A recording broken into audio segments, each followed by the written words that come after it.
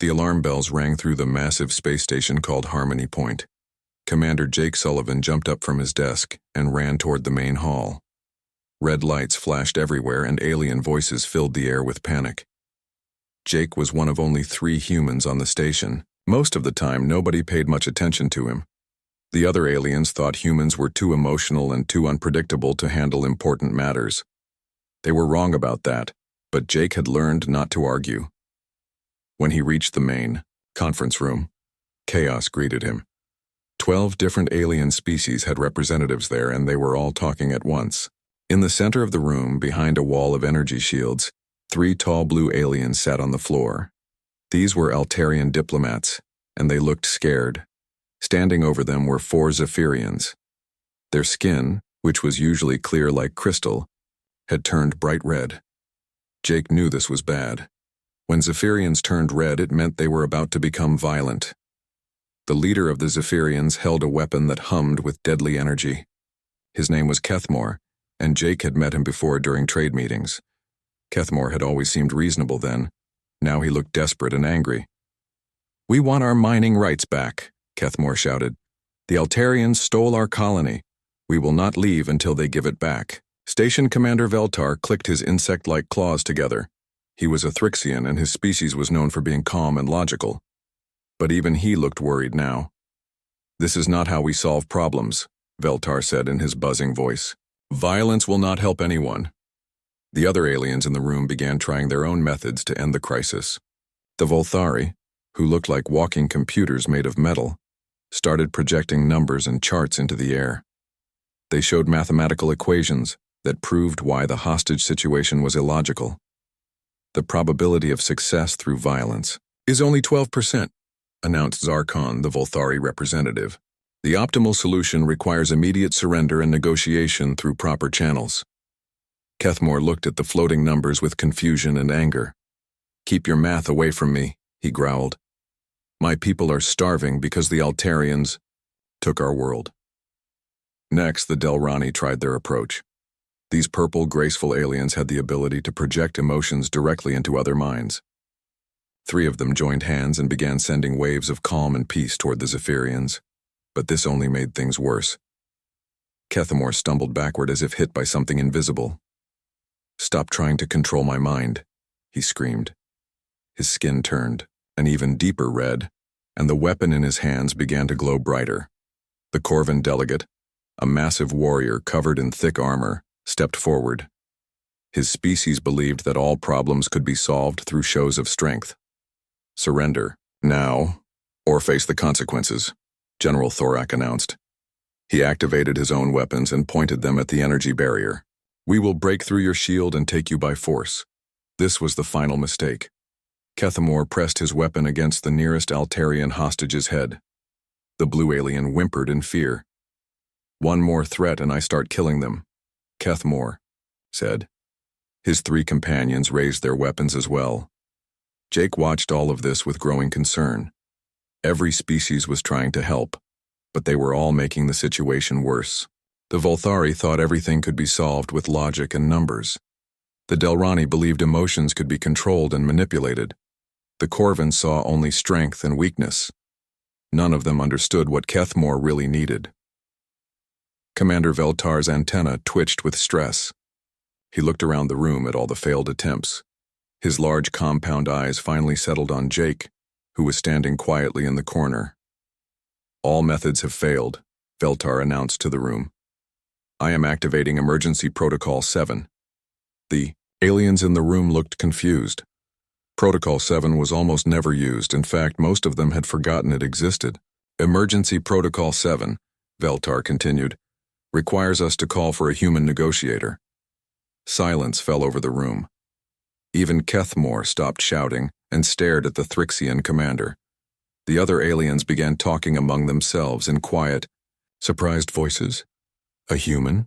asked Ambassador Crixtel, who represented the powerful hegemony. His tentacles waved in confusion. "But humans are so primitive. They have no telepathic abilities. They cannot process complex mathematics like the Volthari. They are ruled by emotions instead of logic." "This is correct," agreed Zarkon.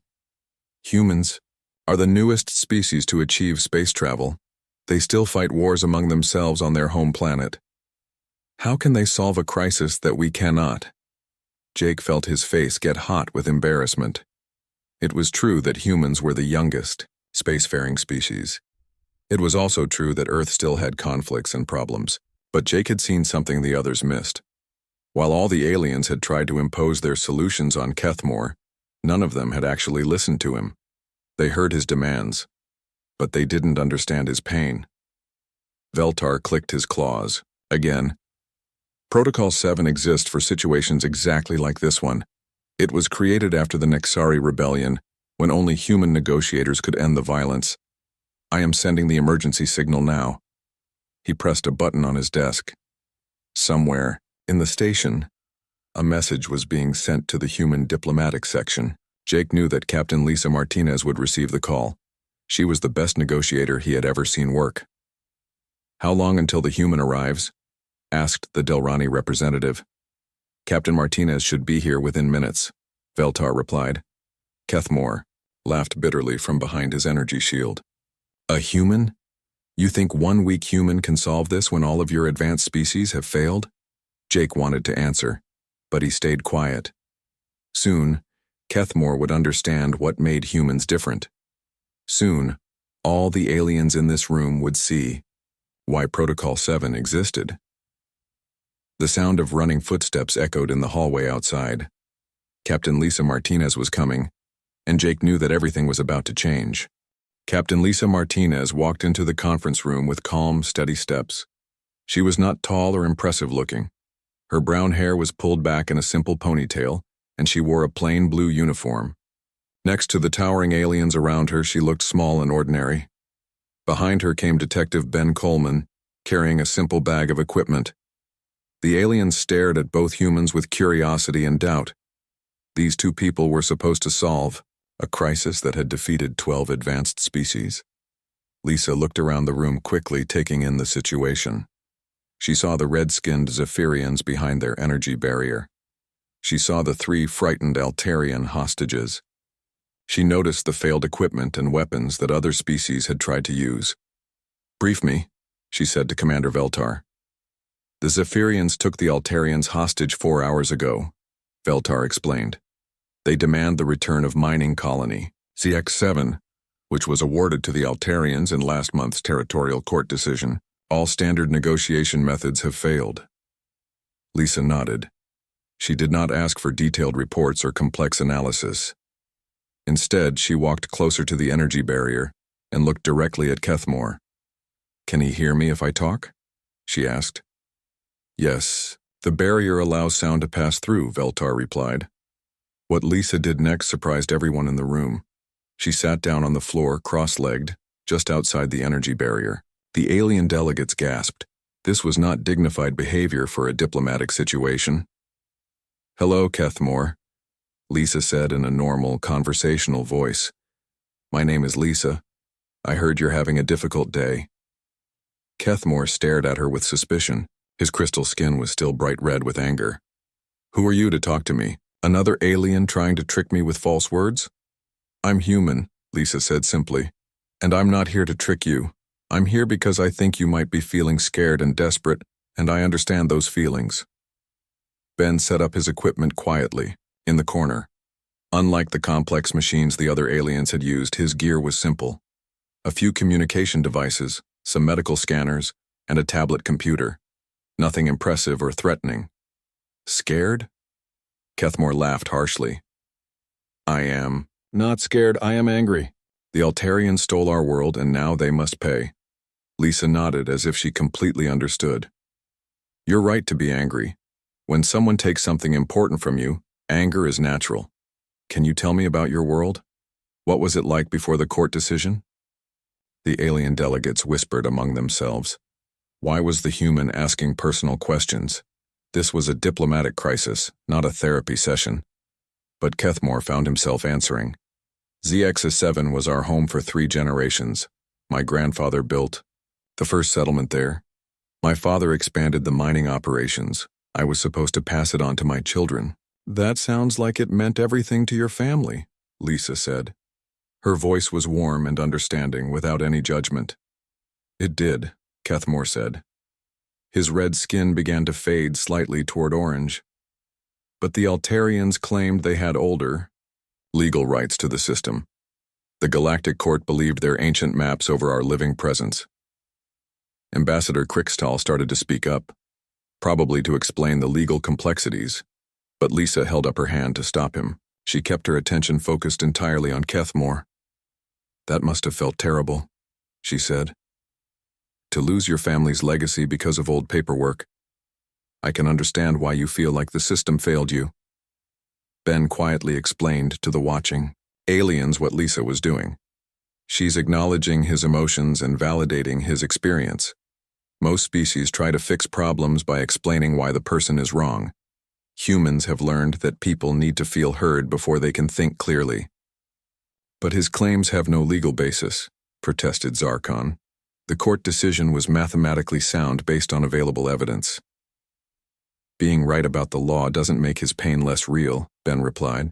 "Lisa isn't agreeing that he should keep the colony. She's just showing that she understands why he's hurting."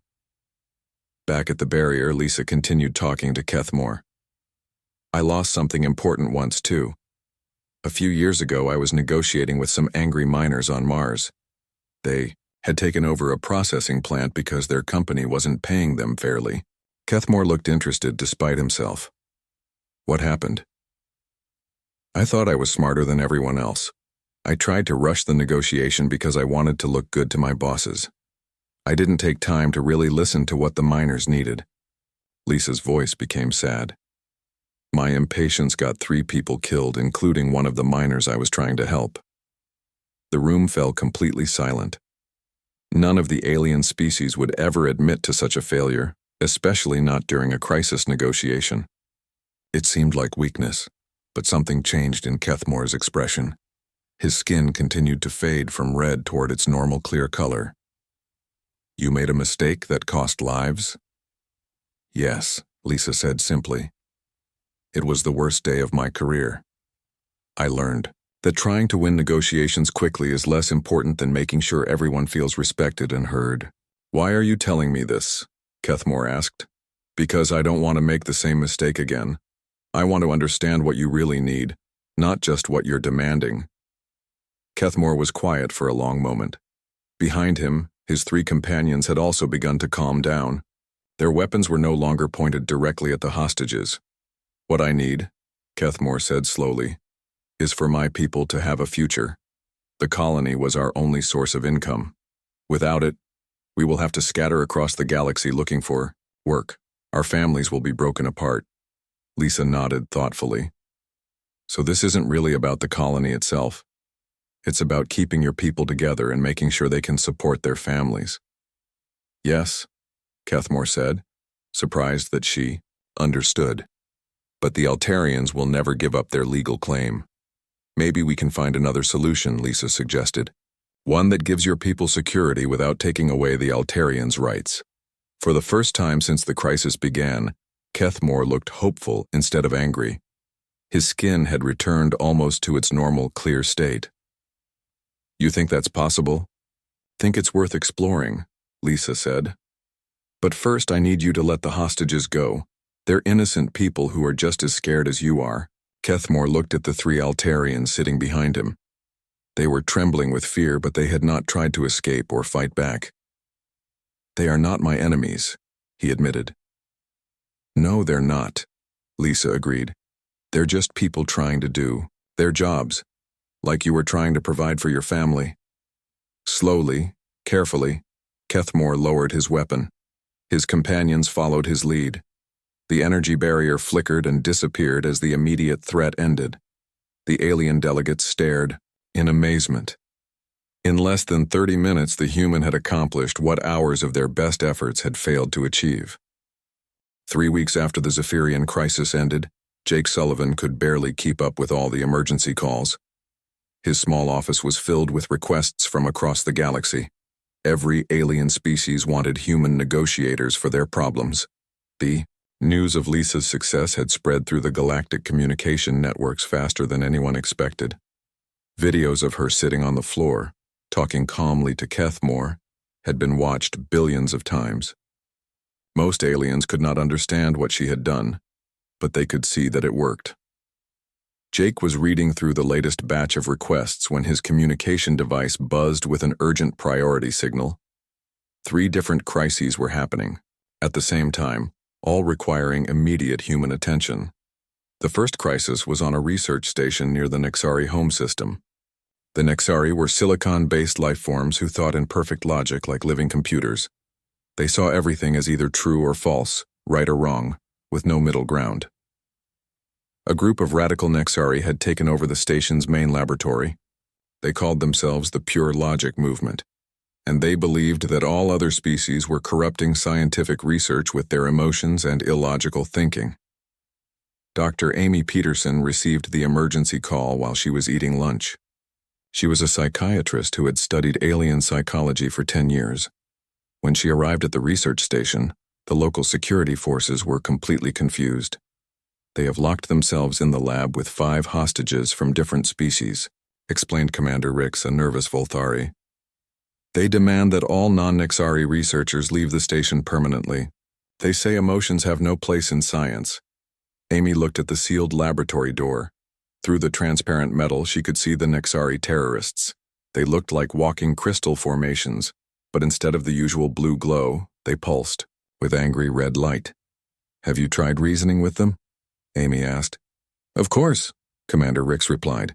We presented them with logical arguments about the benefits of multi-species research. We showed them mathematical proof that diverse teams produce better results. They rejected everything. Amy nodded. She had expected this. What you showed them was that they were wrong. Nexari minds can't accept being wrong and right at the same time, but humans can. She approached the laboratory door and activated the communication system. Hello, I'm Dr. Amy Peterson. I'm here to talk with you about your research concerns. The lead terrorist, a Nexari called Zektron, responded immediately. Another emotional species come to lie to us with false logic. We will not listen. Actually, I think you might be right about some things, Amy said calmly. This was not what Zektron expected to hear. What do you mean? I mean that emotions can sometimes interfere with scientific accuracy. Fear might make a researcher avoid dangerous experiments that could lead to important discoveries. Pride might make someone hide results that don't match their theories. Zektron's red glow began to dim slightly. Yes, this is exactly our point. Emotional species corrupt pure research. But, Amy continued, emotions can also help research, in ways that pure logic cannot. Curiosity drives us to ask questions that logic alone might never consider. Empathy helps us understand how our discoveries might affect other people. Impossible, Zektron said, but his voice sounded less certain. Something cannot be both helpful and harmful. Can't it? Amy asked. Think about fire. Fire can burn down your house and kill you. Fire can also cook your food and keep you warm. The same thing can be both dangerous and beneficial, depending on how you use it. For several minutes, Zektron was silent. Amy could see him processing this idea. Nexari minds were not built to handle contradictions, but humans had given him a framework that made sense. Meanwhile, across the galaxy, another crisis was developing on a transport ship. Krellan pirates had attacked a civilian vessel carrying families from multiple species. The Krellans were known throughout the galaxy as fierce warriors who respected only strength and power. Rick Davis got the emergency call while he was training new negotiators at the Human Diplomatic Academy. Rick was a former military officer who had served in several wars before becoming a crisis specialist. He understood violence in the minds of those who used it. When Rick arrived at the scene, the civilian transport was trapped in space by 3 Krellan warships. The pirates had boarded the transport and were holding 200 passengers hostage. They want tribute payment of 1 million credits for each passenger, explained Captain Velcor, the Krellan officer in charge of local security forces. This is normal pirate behavior, but they refuse all attempts at negotiation. They say they will only talk to someone who has proven their strength in battle. Rick studied the tactical situation. The Krellan pirates had positioned themselves perfectly. Any attempt to storm the transport would result in massive casualties. Get me a communication channel with their leader, Rick said. But you have no weapons, no battle armor, Captain Velcor protested. How will you prove your strength?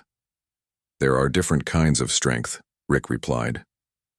When the communication channel opened, the Krellin pirate leader appeared on screen. His name was Gorthak, and his body was covered in scars from dozens of battles. Behind him, Rick could see frightened passengers huddled together. Who dares to contact me? Gorthak growled. Send your strongest warrior if you want to negotiate. I'm Rick Davis, Rick said simply. I'm here to talk. Gorthak laughed mockingly. You look soft, weak. You have no scars, no battle honors. Why should I waste words on you? You're right, Rick said, surprising the pirate. I probably couldn't beat you in a fight, but I've done something that might interest you. What? Could a weak human have done that would interest me? Rick took a deep breath. I've killed innocent people, and I've learned to live with that guilt. Gorthak's laughter stopped. Explain. During the war on Kepler Station, I was ordered to destroy a building that we thought contained enemy soldiers. After the explosion, we found out it was full of civilians, including children. I followed orders, but 47 innocent people died because of my actions.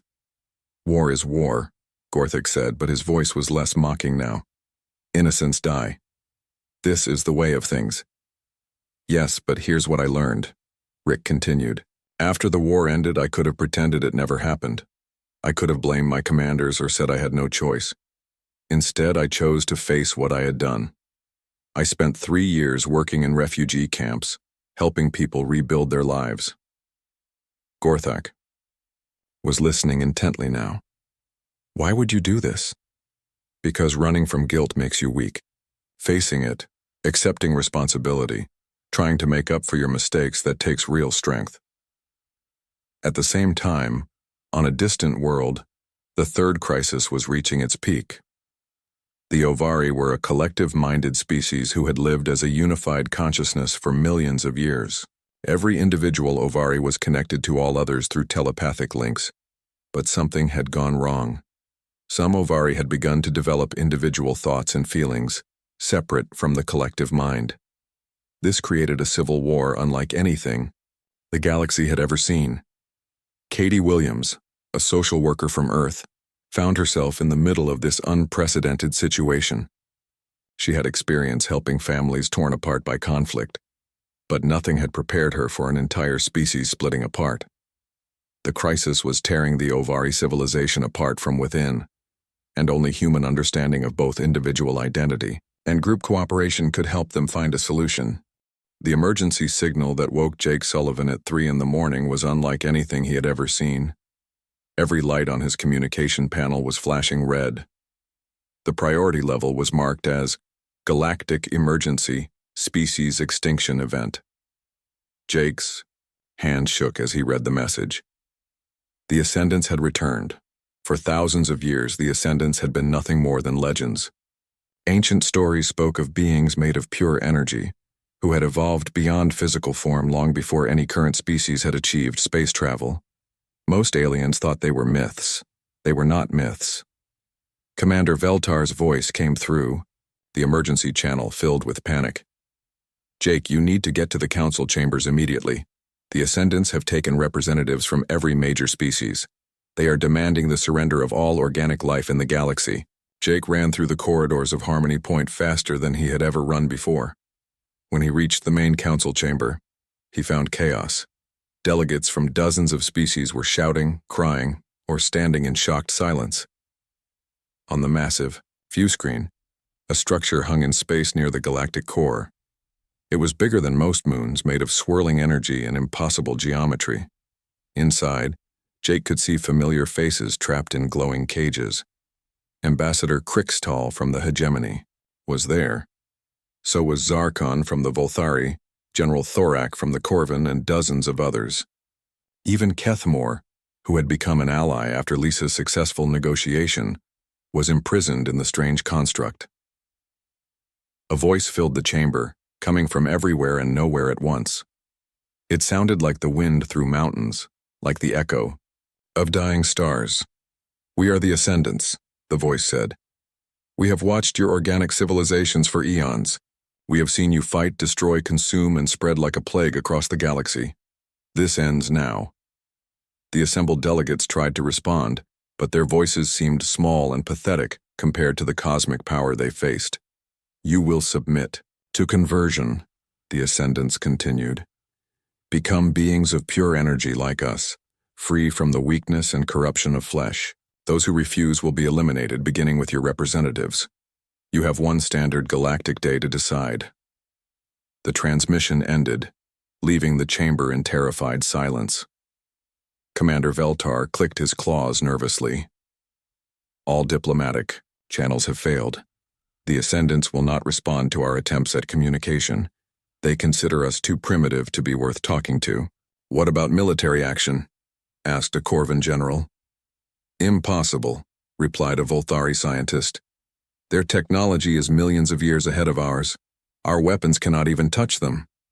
Jake listened to the panicked discussions around him.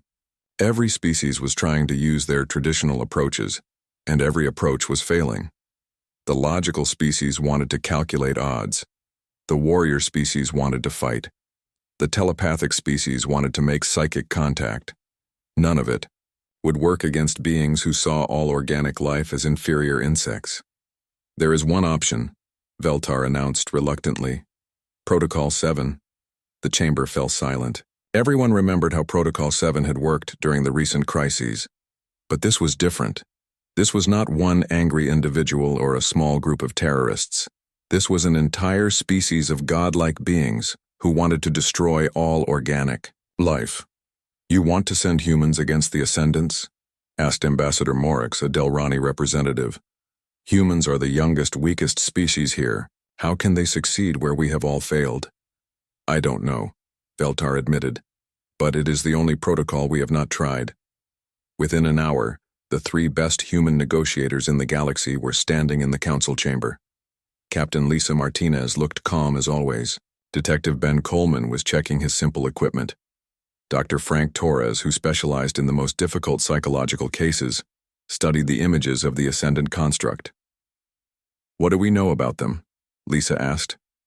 "Very little," Veltar replied. "They evolved beyond physical form millions of years ago. They have technology that seems like magic to us. They believe all organic life is primitive and dangerous." "Have they ever negotiated with anyone before?" Ben asked. "Not in recorded history. They simply appear, make demands, and destroy those who refuse." Dr. Frank Torres was quiet for a long moment, studying the cosmic beings on the screen. "They're afraid," he said finally. The alien delegates stared at him in disbelief. "Afraid?" asked Zarkon's replacement. "They are the most powerful beings in the galaxy. What could they possibly fear?" "Us," Frank said simply. "They're afraid of organic life. That's why they want to eliminate us or convert us. Fear is the only emotion that would drive them to such extreme action." Lisa nodded slowly, understanding what Frank meant. "They've watched civilizations rise and fall for millions of years. They've seen war, destruction, environmental collapse, genocide. They think we're all doomed to destroy ourselves and everything around us. So they want to save us by destroying us." Ben added, "It's like a parent who locks their child in a room to keep them safe but takes it too far." The alien delegates looked confused. None of their species would approach the problem this way. They saw the Ascendants as either enemies to defeat or superior beings to obey. But humans saw them as people with fears and pain, even if those people happened to be cosmic entities of unimaginable power. "How do we reach them?" Lisa asked. Frank thought for a moment. "We don't try to convince them we're not dangerous. Every species they've watched probably tried that before they destroyed themselves. Instead, we need to show them that we understand their fear and share their concern." "You want to agree with them?" asked Commander Veltar, his antenna twitching with confusion. "Partially," Frank explained. "We acknowledge that organic civilizations can be destructive. We admit that they have good reasons to be worried. But Then we offer them something no other species probably ever has. What's that? Asked Lisa. Hope, Frank said. We show them that their fear doesn't have to lead to destruction. We give them a reason to believe that this time can be different. Ben was already working on his equipment, preparing for the most important negotiation in galactic history. How do we even talk to beings made of pure energy? The same way we talk to anyone else who's scared and in pain, Lisa replied. We listen first and we try to understand. The three humans looked at each other knowing they were about to attempt something that had never been tried before. They were going to negotiate with godlike beings who saw them as insects. They had no weapons, no advanced technology, no psychic powers. All they had were the skills that had made them successful in every other crisis they had faced. The ability to see past threats and demands to the real emotions underneath. The courage to admit their own weaknesses and mistakes. The hope that even the most impossible situations could have peaceful solutions. Outside the station, space began to ripple with energy as the ascendant construct moved closer. Time was running out, and the fate of every organic species in the galaxy depended on three humans and their simple belief that anyone, even cosmic entities, could be reached with understanding and compassion. The final negotiation was about to begin. The small human shuttle approached the massive ascendant construct with no weapons, no shields, and no protection beyond basic life support. Lisa Martinez sat in the pilot's seat, her hands steady on the controls despite knowing that beings with the power to destroy galaxies were watching her approach. Ben Coleman monitored their communications equipment while Dr. Frank Torres reviewed his notes one final time. They had spent the flight planning their approach, but they all knew that everything could change in the first few seconds of contact. They're not responding to any of our communication attempts, Ben reported. Standard radio, quantum channels, even telepathic frequencies. Nothing. They don't think we're worth talking to, Frank said. In their minds, we're just insects flying toward their web. The construct grew larger as they approached. Up close, it was even more impossible to understand. Walls of pure energy twisted through dimensions that hurt to look at. The captured representatives from dozens of species floated in glowing prisons throughout the structure. There, Lisa pointed to what might have been an opening in the energy field. Take us in there. As their shuttle passed through the opening, reality seemed to bend around them. Colors that had no names flowed past their windows. Sounds that existed only in mathematics echoed through the ship. Then everything became still. They found themselves in a vast chamber that looked like the inside of a star. Three beings of pure light floated before them, so bright that the humans had to squint to look at them directly. Why do you come here, organic creatures? The voice came from everywhere at once like the sound of cosmic wind. Your time of judgment has arrived. Submit to conversion or join the others in their cages. Frank stepped forward, his hands shaking, but his voice steady. We came to talk, not to argue or fight or try to change your minds. We came to listen. The ascendants paused. This was clearly not what they expected. Listen? The voice carried surprise that beings so ancient could still feel. There is nothing for you to hear except your doom. We have decided the fate of all organic life. Why? Frank asked simply. Because you destroy everything you touch, another ascendant replied. We have watched 10,000 civilizations rise to greatness, then tear themselves apart with war, greed, and hatred. You poison worlds, enslave other species, and spread violence across the stars like a disease. Lisa nodded slowly. You're right. We do terrible things to each other and to the worlds we inhabit. The admission surprised the ascendants. Every other species they had encountered had tried to argue, to claim they were different or better. My own species has fought wars that killed millions, Lisa continued. We've destroyed entire ecosystems on our home planet. We've enslaved each other, committed genocide, and done things that still make us ashamed. Then you understand why you must be stopped, the third ascendant said. We understand why you're afraid, Ben said, joining the conversation. You've seen the same pattern repeat over and over. Civilizations grow powerful, then use that power to destroy themselves and everyone around them. It is not fear, the first ascendant protested, but there was something in the cosmic voice that suggested otherwise. It is logical necessity. Frank took another step forward. Can I tell you about something that happened on our world? A long time ago, our people developed weapons that could destroy our entire planet. Many of us thought we would certainly use them to kill everyone. And you did not? We came close. Several times we were minutes away from destroying ourselves, but each time, someone chose not to push the button. Someone decided that hope was stronger than fear. Hope is illogical, the second ascendant said. We have seen the mathematics of organic civilization. Destruction is inevitable. Maybe, Lisa agreed. But what if this time is different? What if instead of destroying us, you helped us learn from all those civilizations that failed? The ascendants were silent for a long moment. Around them, energy patterns shifted in ways that might have been confusion. Explain, the first ascendant finally said. Frank's voice grew stronger as he continued. You've watched civilizations for millions of years. You know what mistakes they made, what warning signs to look for, what patterns lead to destruction. Instead of eliminating organic life, you could guide it. We could share the knowledge of what went wrong with other species, Ben added. Help them avoid the same mistakes. Teach them to be better than they would be on their own. You would become teachers instead of destroyers, Lisa said. Partners instead of executioners. The third ascendant's light pulsed with what might have been emotion. And when they ignore our warnings, when they choose destruction despite our guidance, what then?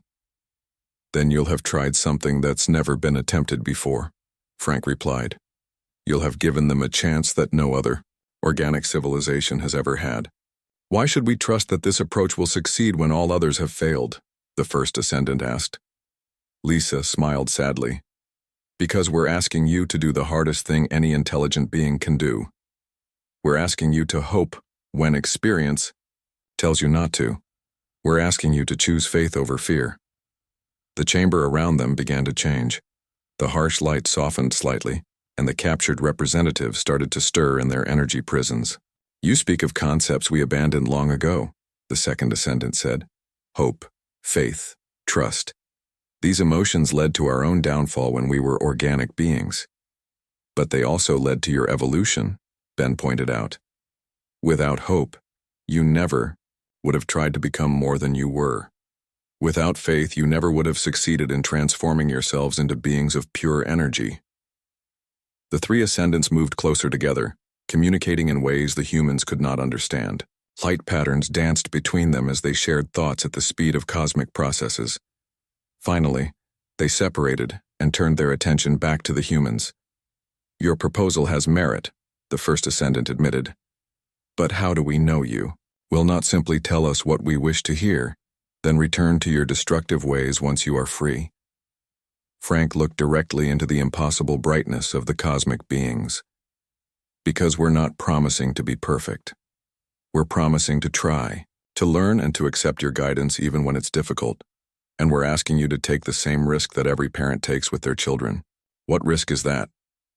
The risk that love and patience might succeed where force and fear have failed. The energy patterns around them shifted dramatically. The ascendant construct began to change, walls of pure force becoming something softer and more welcoming. The prisons holding the captured representatives dissolved, and the aliens found themselves standing free but unharmed. We will attempt this new path, the first ascendant announced. We will guide instead of destroy, teach instead of eliminate.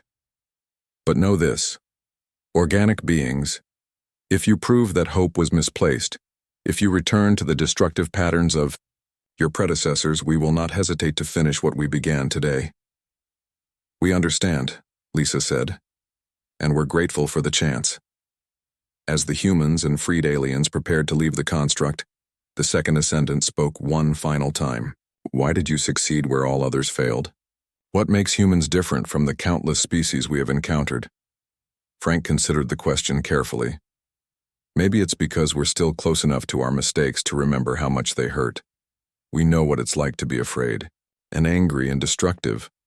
But we also know what it's like to choose something better despite that fear.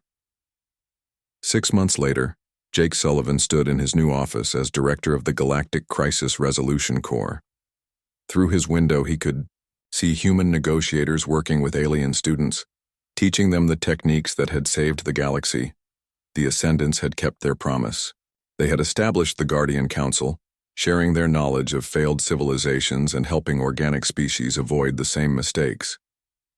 For the first time in galactic history, there was hope that the cycle of destruction could be broken, and, at the center of it all were humans, the species that had learned to see past fear and anger to the possibility of something better. They had become the galaxy's most trusted negotiators, not because they were perfect, but because they understood that everyone, even cosmic entities, could choose hope over fear if given the chance.